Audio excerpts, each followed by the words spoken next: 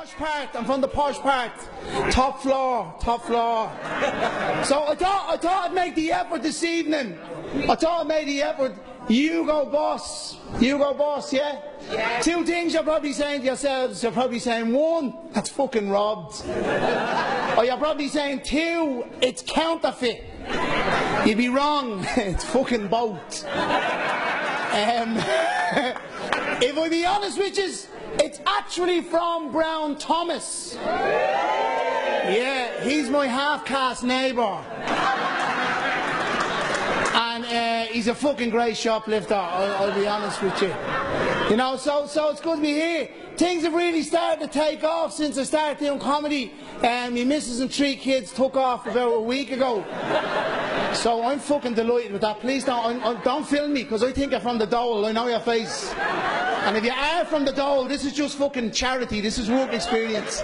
Do you know what I mean? Hatch 22, I know you. You fuck off. You're the relieving officer. You're all taking photographs. So yeah, it's good to be here. Thanks for having me here. Been from Ballymun. Ballymun has a bit of a fucking stigmata about it. Took a lot of drugs when I lived in Ballymun.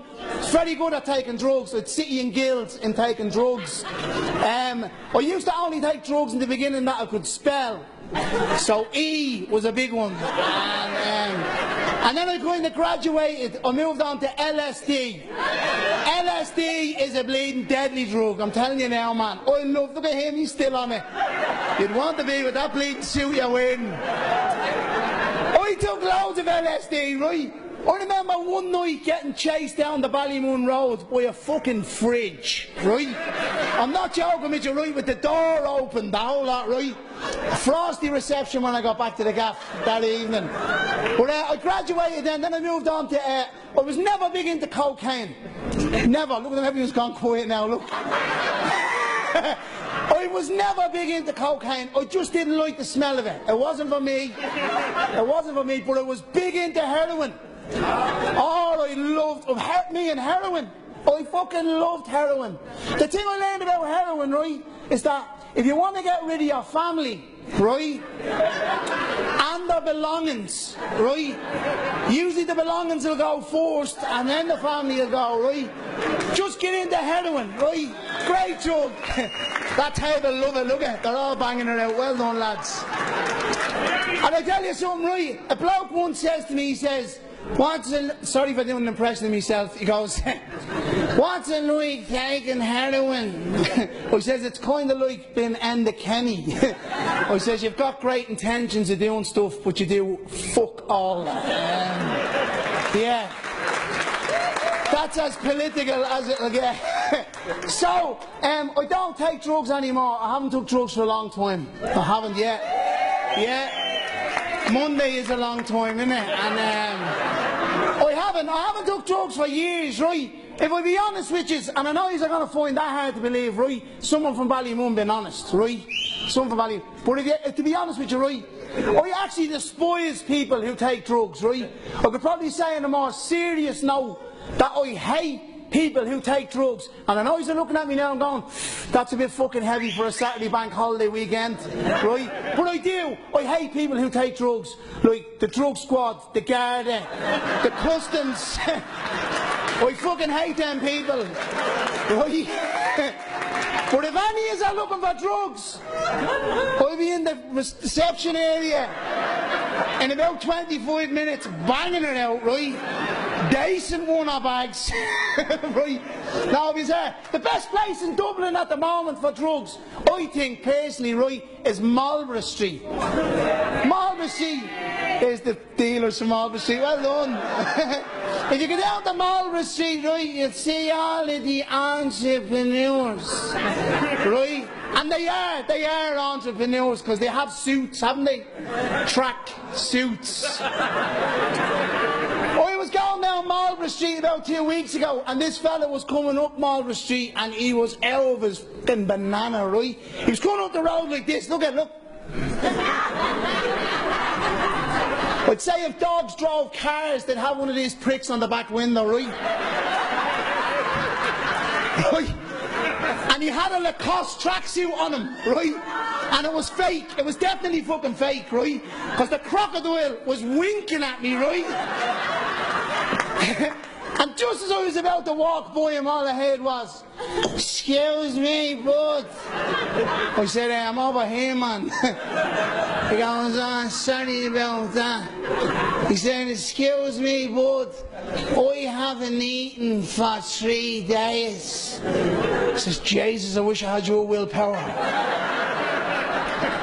I tried all the diets. I tried them all. I tried Weight Watchers. I tried Slimming World. I tried the Paleo diet. And then I tried this fucking stupid diet, right? You had to do 3 of these a day, look. 3 shakes, right? It's very hard to do when you have curry and chips in your hands, right? The curry's going all over your runners. So what I done last January, I started going to the gym. I took to the gym with Gusto, right? He's my Polish neighbour, right? I like to go to the gym. Yeah, you look like you're fucking at the gym. And I started going to the gym, right? And my favourite piece of equipment in the gym, apart from the vending machine, was the television, yeah. I love the television, right? I'm watching this fella lately on television, right? He's an English person. Any English in? Yeah. Is that? Where are they? Get him! I'm only joking. No, I'll tell you, he's an English bloke and his name is Ross Kemp, right? Ross Kemp. I don't really like him, right? I never liked him when he was fucking in Coronation Street, right? Never liked him, right? I know. Special class, obviously, roaring that up. So I never liked him, right? He done that programme, didn't he? Ross Kemp on gangs. Yeah. Well, I'd love to see gangs on Ross fucking Kemp, right? Loads of gangs, right? And then he done that programme, Ross Kemp Goes to Afghanistan. Yeah? And then he done the sequel, which was very cleverly called Ross Kemp Goes Back! Fucking back! To Afghanistan. I would have called that programme "You Fucking Tick," right? Then he done a programme called Ross Kemp and the Glue Sniffing Kids of Kenya, right? Now I watched this programme, right? And I went into work on the Monday morning when I had a job, right? And my workmate Anto, who's on like a methadone maintenance programme, right? It sounds real cool, right, but it's not, right? He talks kind of like a cross between a moped and a sheep, right? So we're at the 10 o'clock break, which is at about 9:20, right? Because the owner of the company's on methadone as well, right? Fucking mad setup. So we're at the canteen. He goes, "Did you see that programme showed on night on the telly? Ross Kemp and the Glue Sniffing Kids of Kenya." I said, "Yeah, I did see that programme, Ross Kemp and the Glue Sniffing Kids of Kenya." He said to me, "What did you think of the programme?" I said I thought it was a very touching, very poignant programme. And then he looks at me and he goes, "Seriously, man." So now things are getting serious, right? He goes, "Seriously, man, if you had any advice to give the Glue Sniffing Kids of Kenya, what would it be?" And I said, "I tell them all to stick together." That's what I do. Is that water? Yeah. And then the best programme I've seen that he done, right? This is the best one. He's done loads of them, right?